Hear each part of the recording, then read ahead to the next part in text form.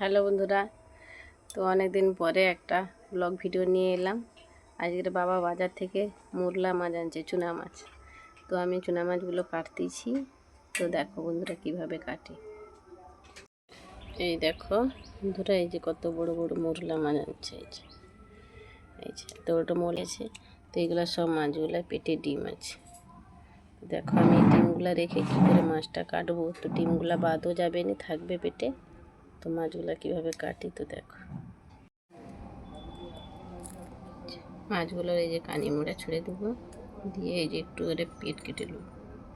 এই যে পেট কেটে এই যে এরকমভাবে কাটলে তাহলে মাছের ডিমগুলো থাকবে।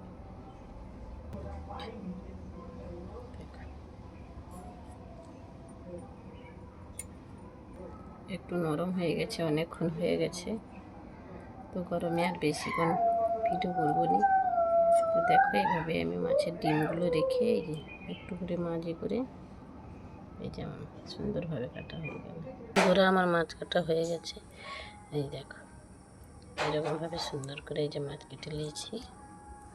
এই যে কানে মোড়া চাইছে পেটে, এই যে সবকটার এই যে পেটে ডিম আছে, ডিমগুলো বাদ যায়নি।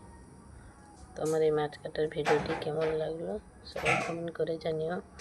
খুব গরম পড়ছে আর আমার শরীরও খুব খারাপ, বেশিক্ষণ ভিডিও করলাম নি।